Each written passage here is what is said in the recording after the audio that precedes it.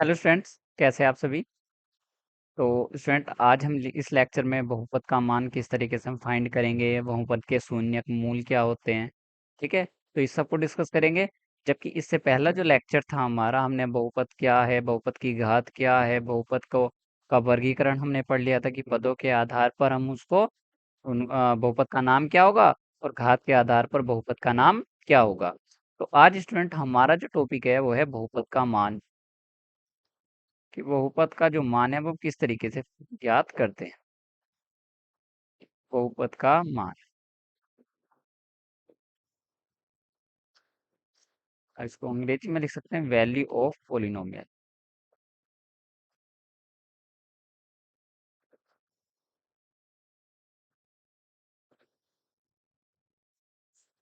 ठीक है स्टूडेंट। तो सबसे पहले हमने क्या किया, इसको समझने के लिए कोई भी अपनी तरफ से बहुपद मान लिया।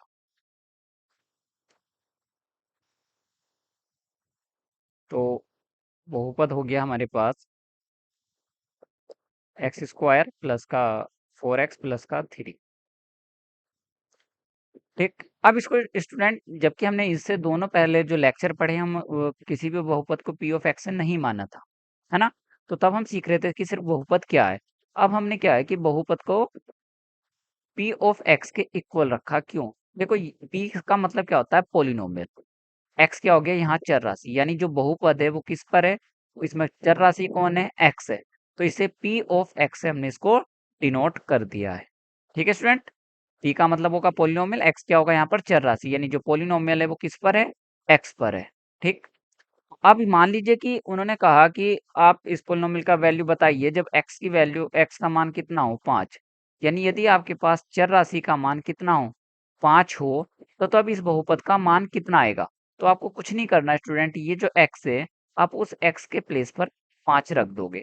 तो जैसे ये हो जाएगा पी ऑफ 5। तो जहां पर भी आपकी चर राशि यानी एक्स है वहां पर आप 5 रख दोगे, तो ये हो जाएगा 5 का square plus 4 multiply by 5 plus का 3। तो स्टूडेंट, 5 का जो वर्ग होता है वो हो जाएगा 25, और ये हो जाएगा 5 चौक 20 प्लस का 3। तो ये हो जाएगा 25 20 45, और स्टूडेंट 3 48। तो यानी जब x की यानी चर राशि की वैल्यू 5 है तब पोलिनोमियल का मान कितना आएगा, 48 आ जाएगा। ठीक है स्टूडेंट, तो इस तरीके से हम किसी भी बहुपद का मान ज्ञात कर सकते हैं। मान लीजिए जैसे हमारे पास एक और पोलिनोमियल है, ये लिखा हुआ है कि x की घात 3 plus 3x square 6x plus का 5। और कहे कि बताइए कि जब x का मान कितना हो, 1 हो, तो इस पोलिनोमियल का मान कितना होगा, यानी x बराबर 1 पर इस बहुपद का मान कितना होगा। तो कुछ नहीं करना स्टूडेंट, बस x के जगह आप क्या रख दोगे, 1 रख दोगे। ठीक है, तो ये हो जाएगा 1 की घात 3 प्लस 3 1 का स्क्वायर प्लस 6 इंटू 1 प्लस का 5। तो 1 की घात 3 का मान तो स्टूडेंट 1 ही हो जाएगा, 3, और 1 का घात 2 का मान 1 ही रहेगा, और 6 की मल्टीप्लाई 1 से करोगे तो 6 आ जाएगा, और ये कितना हो जाएगा, 5 हो जाएगा। तो ये हो जाएगा 1। अब 3 की गुणा 3 के साथ 1 के साथ करूंगा तो हो जाएगा 3, और 6 5 11, ये हो गया 11। 11 और 1 12 और 3 15। तो स्टूडेंट, इस बहुपद का 1 पर जो मान आया वो कितना आ गया, 15 आ गया। ठीक है, तो कोई भी यदि हमारे पास बहुपद है, एक्स की सभी वास्तविक संख्या के लिए उसका हम मान ज्ञात कर सकते हैं। जैसे मान लीजिए कोई और एक एग्जाम्पल हम ले लेते हैं कि पी ऑफ एक्स बराबर 5x प्लस का 5, हमने एक एग्जाम्पल ले लिया। और कहने लगे कि बताइए एक्स बराबर 0 पर आप इस बहुपद का मान बताइए। तो हम क्या करेंगे, यानी एक्स की जगह 0 रख देंगे। तो ये हो जाएगा 5 इंटू 0 प्लस का 5। तो ये तो हो जाएगा स्टूडेंट 0, और ये हो जाएगा यहाँ पर आपका 5। तो ये 0 + 5 और ये हो गया आपका 5। तो आंसर कितना आ गया इसका? 5 आ गया। ठीक है। अब ये तो था बहुपद का मान किसी भी वास्तविक संख्या के लिए हम कैसे ज्ञात कर सकते हैं। अब होते हैं बहुपद के शून्यक या स्टूडेंट मूल।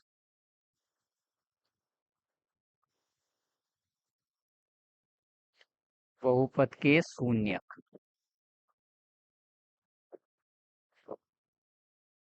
या आप बोल सकते हो या मूल, दोनों एक ही हैं, शून्यक और मूल।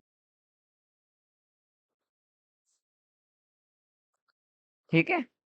तो स्टूडेंट शून्यक को तो हम बोलते हैं जीरोज और मूल को बोलते हैं रूट्स। तो हम इसको लिख सकते हैं जीरोस और रूट्स ऑफ ए पोलिनोमियल।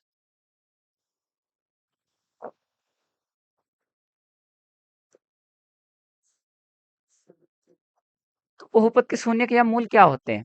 अब इसको ध्यान से समझना कि बहुपद का, या इसको आप ऐसे समझिए कि चर राशि का वह मान, चर राशि का वह मान जिसके लिए बहुपद का मान जो है वो क्या हो जाए, शून्य हो जाए, तो वह चर का जो मान है उस बहुपद के लिए शून्य या मूल कहलाता है। ठीक।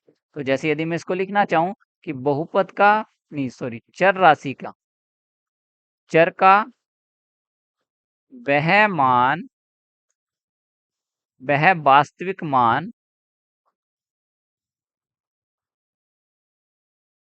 वास्तविक मान जिसके लिए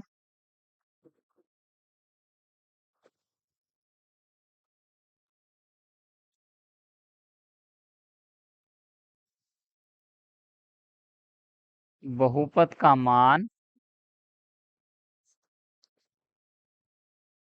शून्य हो जाए। ठीक है। तो वह चर का वह मान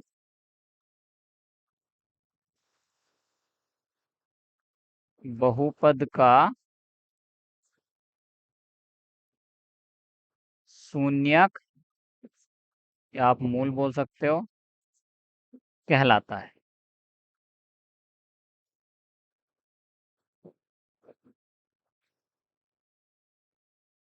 ठीक है। चर का वह मान जिसके लिए बहुपद का मान शून्य हो जाए, चर का मान, चर का वह मान बहुपद का शून्य या मूल कहलाता है। जैसे मान लीजिए मैंने कोई भी एक एग्जाम्पल ले लिया, जो मैंने अभी ऊपर एग्जाम्पल लिया था मैं उसी को रिपीट कर रहा हूँ। 5x - का 5। तो अब x की जगह ऐसा हम कौन सा मान रख दें, कौन सी वास्तविक संख्या रख दें जिससे ये हल करने के बाद जो है वो क्या आ जाए, शून्य आ जाए। ठीक है स्टूडेंट। तो हम क्या करते हैं, यहाँ पर x की जगह 1 रखते हैं। x की जगह हमने क्या रख दिया, 1। तो ये हो जाएगा 5 गुणा 1 माइनस का 5। तो ये हो जाएगा 5 माइनस का 5 बराबर कितना हो गया, 0। तो यानी हमने x के जगह 1 रखा तो हमें जो बहुपद का मान आया वो कितना आ गया, 0। तब जो x का एक मान आया, x का जो मान था 1, तो 1 जो है वो बहुपद का क्या कहलाएगा, शून्यक। ठीक है। तो x बराबर 1 बहुपद का एक शून्यक है, बहुपद का एक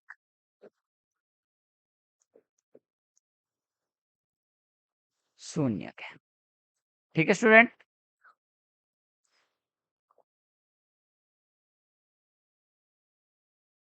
अब मान लीजिए कि हमने एक और एग्जाम्पल ले लिया, p ऑफ x बराबर 2x + 1। तो अब हम यहाँ पर x की कौन सी वास्तविक संख्या रख दें जिससे ये क्या हो जाए, शून्य हो जाए। तो स्टूडेंट हम यहाँ पर x की जगह रख देंगे 1 - 2, सॉरी -1/2। तो यहाँ पर रखते हैं हम x का मान -1/2 और ये हो जाएगा 2 × -1/2 प्लस का 1। इस 2 से ये 2 कैंसिल हो गया, तो ये हो जाएगा -1 प्लस का 1 और 1 में से 1 जाएगा स्टूडेंट, तो ये हो जाएगा 0। ठीक है, तो x का मान जब हमने 1/2 लिया माइनस का, तो इस बहुपद का जो मान है वो कितना आ गया, 0। तो इसलिए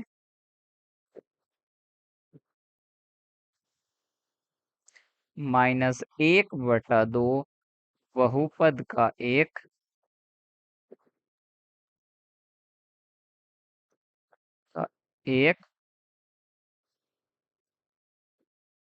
शून्यक है।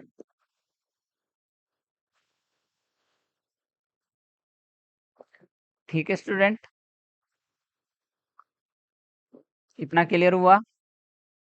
अब इसमें हमें बहुत सारी चीजें समझनी है। जैसे आप ध्यान से समझेंगे कि पहले में हमने x की जगह 1 रखा था, तो आखिर ये पता कैसे चल जाता है कि इसमें 1 रखने से 0 आ जाएगा या माइनस का 1/2 रखने से 0 आ जाएगा। उल्ट स्टूडेंट, उसका सीधा सा कंसेप्ट होता है कि यदि आप पी ऑफ एक्स बराबर क्या हो गया, 0 लें, यानी एक्स का वह मान जिसके लिए बहुपद का मान कितना हो जाए, 0 हो जाए, तो आप आसानी से पता कर सकते हो कि एक्स का कौन से मान के लिए बहुपद का मान क्या होगा, 0 होगा। तो जैसे हम यहाँ पर रख सकते हैं, देखो इसी क्वेश्चन को हम देखते हैं, तो यहाँ पर पोलिनोमियल की जगह रख सकते हैं 5x प्लस का सॉरी माइनस का 5 बराबर 0। तो ये हो जाएगा 5x और इसको बराबर में ले जाएंगे तो 5, तो x हो जाएगा 5 और ये वाली जो संख्या है, ये इसके बटे में पहुंच जाएगी, तो ये आ गया 5, 5 से 5 कैंसिल 1। तो x बराबर 1 के लिए बहुपद का जो मान होगा वो कितना होगा, 0 होगा। अब हम दूसरे को देखते हैं, यानी यहाँ पर क्या है, पी ऑफ एक्स बराबर हम भी यहाँ पर भी क्या लिख लेंगे, 0 लिख लेंगे। ठीक है, तो फिर पी ऑफ एक्स का मान कितना था हमारे पास, 2x प्लस का 1, तो ये हो जाएगा बराबर 0। तो अब यहाँ से हमने 1 को उठाकर ले गए दाईं तरफ। अब यहाँ से जो 2 है, ये क्या करेगा, इसको जाकर भाग, तो x का जो मान हो जाएगा माइनस का 1/2।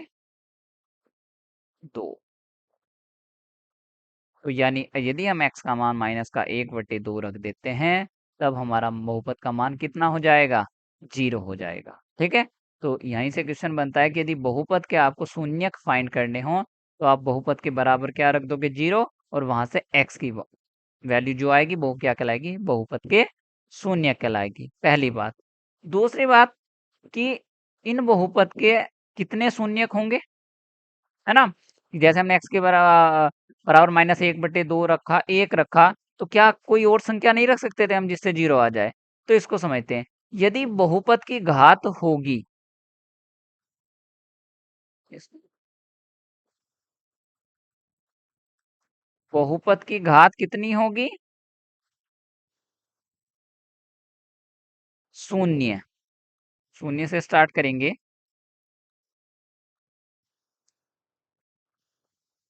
शून्य, तो शून्य कब होगी स्टूडेंट, तो इससे पहले लेक्चर में हमने पढ़ाया था कि घात शून्य का मतलब क्या हो गया, कि वह संख्या कैसी होगी, कोई भी एक कांस्टेंट होगी, है ना। तो कांस्टेंट मान लिया हमने 5। भाई शून्य घात तब होगा ना, जब कोई भी संख्या यदि कांस्टेंट है और उसके घात जो है, उसमें चर राशि की जो घात होगी वो शून्य होगी। यानी शून्य घात, बहुपद की घात शून्य का मतलब तब हो गया कि जब वह संख्या कैसी होगी, अचर होगी। ठीक है, लेकिन अचर के साथ भी ये याद रखना कि वह संख्या 0 नहीं होनी चाहिए। तो जैसे हमने लिखा 5, तो अब एक्स इसमें हम क्या चर राशि इसमें है, इसमें चर राशि नहीं है, और नहीं है तो एक्स की जगह हम कुछ वैल्यू नहीं रख पाएंगे। आप जैसे मान लीजिए कि पी ऑफ एक्स बराबर हमारे पास आया कितना, 5 आया, तो आप एक्स की जगह कुछ भी रख लीजिएगा, तब भी ये तो रहने वाला 5 ही है, कोई चेंज ही नहीं होगा। जैसे आप यहाँ पर रख के देख लो 1, तो कितना आया, 5 आया। आप 2 रखोगे तब भी कितना ही आएगा, 5 आएगा। तो यदि बहुपद की घात शून्य है, तो शून्य कब होगी, जब अचर होगी, तब उस कंडीशन में इसके जो शून्यक होंगे वो 0 होंगे, कोई शून्यक नहीं होगा इसका। यानी कोई शून्यक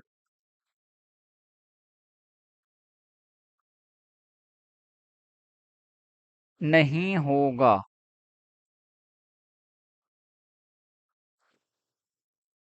ठीक है स्टूडेंट। अब दूसरा, यदि बहुपद की घात, या मैं इसको नाम वाइज बात करूं, क्योंकि इससे पहली वीडियो में हमने नाम सीख लिए थे इनके। अब मैं बात करता हूं रैखिक बहुपद की।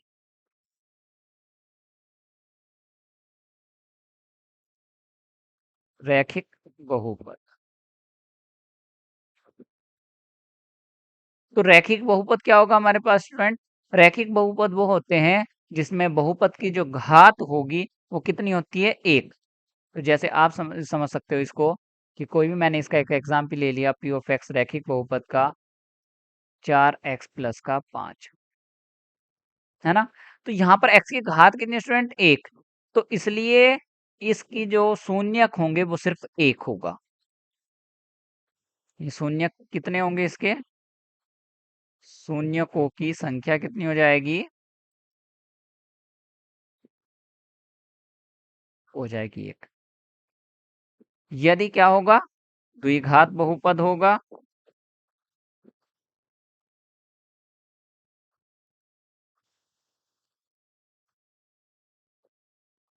मान सकते हैं 3x² प्लस 4x प्लस का 5। तो यहाँ से स्टूडेंट x की सबसे ज्यादा घात कितनी है? 2। तो इसलिए यहाँ से शून्यकों की संख्या कितनी हो जाएगी?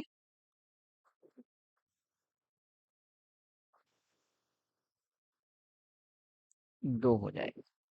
तो यहाँ से स्टूडेंट एक बहुत अच्छा रिजल्ट हमको मिलता है कि बहुपद की जितनी घात होगी उतने ही शून्यक होंगे। ठीक है? यानी जितने घात का बहुपद होगा, यदि मान लो 5 घात का बहुपद होगा तो उसके 5 शून्यक होंगे। 6 घात का बहुपद होगा तो उसके 6 शून्यक होंगे। यदि 10 घात का बहुपद होगा तो उसके 10 ही शून्यक होंगे। ठीक है? जैसे मान लो मैंने ये लिख दिया कि 4x की घात 5 प्लस 3x 4 प्लस 2x+3। तो इसमें बहुपद की जो घात है वो कितनी है? 5। तो बहुपद की जो घात है वो 5 है, तो इसलिए इसमें शून्यकों की संख्या कितनी हो जाएगी?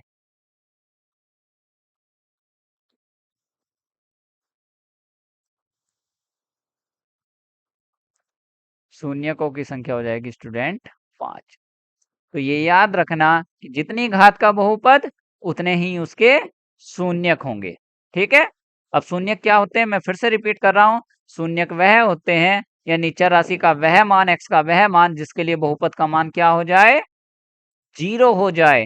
तो वह क्या कहलाते हैं? बहुपद के शून्य कहलाते हैं। जैसे एक मैं एग्जाम्पल फिर से लेता हूं।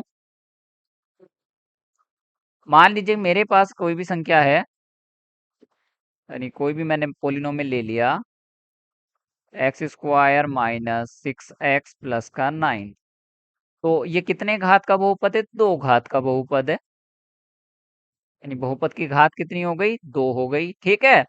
अब इससे पहले मैंने इसका नाम भी पढ़ाया था। बहुपद के शून्य ज्ञात करने के लिए इनके नाम की जो मैं आपको रिपीट करा रहा हूँ। यानी इसका बहुपद का नाम क्या होगा ये जरूरी नहीं है। ठीक? मैं जैसे x² - 6x+9, तो रिपीट कर रहा हूँ मैं, इसका नाम क्या होगा वैसे? इसका नाम हो जाएगा द्विघात बहुपद।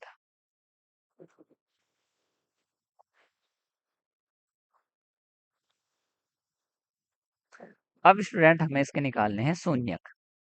तो शून्यक के लिए हम करते क्या थे?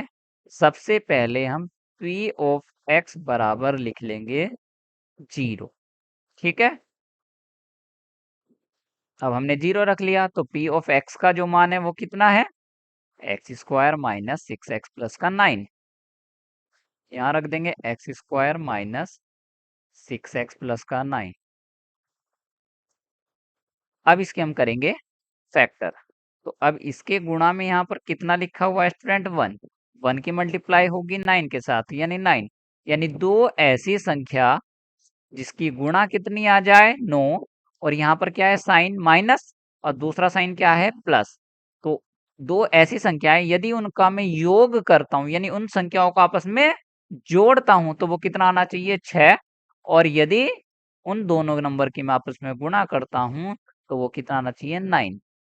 तो उसके लिए सीधा तरीका होता है, वैसे तो कितना हो जाएगा, 3 की गुणा 3 से करेंगे तो 9 आ जाएगा, है ना।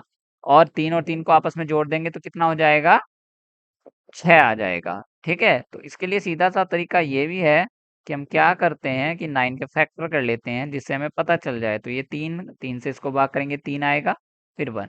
तो देखो दोनों संख्याएं हमको यहाँ पर मिल गई। यदि इनके आपस में गुणा करोगे तो वो 9 आएगा, और इनको आपस में जोड़ दोगे तो वो 6 आएगा। ठीक है, तो यहाँ से फैक्टर हमको कितने मिल गए, एक तो इसको हम ब्रेक कर सकते हैं 6x को, 3x और 3x।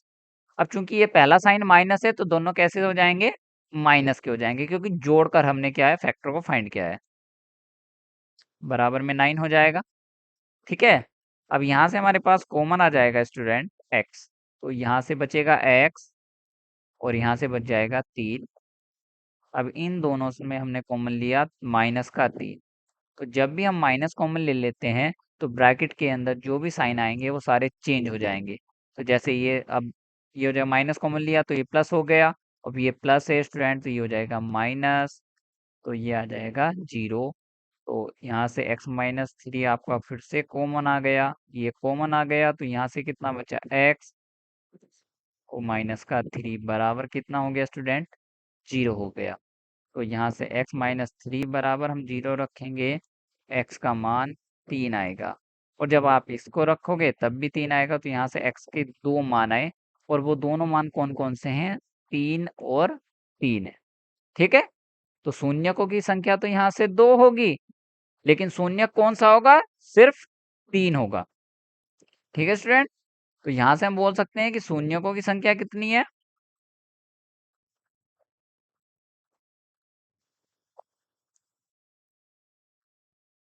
2। और शून्य कौन है, शून्य के 3। तो इसका मतलब हम ये बोल सकते हैं कि इसके जो शून्य की संख्या 2 थी, तो इसके शून्यक जो हैं वो दोनों समान है, एक जैसे हैं। ठीक है स्टूडेंट, तो आगे वाले दिनों में हम ये भी पढ़ेंगे कि शून्यक कैसे होंगे। द्विघात समीकरण के पहले ही बता देंगे कि शून्यक बराबर होंगे या बराबर नहीं होंगे। ठीक है, वास्तविक होंगे या वास्तविक नहीं होंगे। तो इस लेक्चर में स्टूडेंट हमने सीखा कि बहुपद के शून्यक क्या होते हैं। यानी किसी भी बहुपद में हम x का वह मान जो बहुपद को क्या कर दे, 0 कर दे, तो वो क्या कहलाता है, बहुपद के शून्यक या मूल कहलाता है। और बहुपद का मान क्या होता है, ये हमने सीख लिया है कि x की जगह आप जिस मान के लिए वो बहुपद का मान पूछना चाह रहा है, आप x की जगह उस मान को रख दीजिए। तो उसे सोल्व करने के बाद जो मान आएगा वो क्या कहलाता है, उस चर राशि के लिए बहुपद का मान कहलाता है। ठीक है, और बस याद रखना कि यहाँ पर जो x का मान रखा जाता है वो रखा जाता है वास्तविक संख्या। x कैसी संख्या होनी चाहिए, वास्तविक संख्या होनी चाहिए। ठीक है, फिर हमने सीख लिया था, यदि हमने बहुपद के क्या करने हो, शून्य ज्ञात करने हो, तो हम उस बहुपद को 0 के बराबर लिख लेते हैं। ठीक है, ठीक है स्टूडेंट, नेक्स्ट लेक्चर में हम बहुपद के ग्राफ कैसे होते हैं इसको सीखेंगे।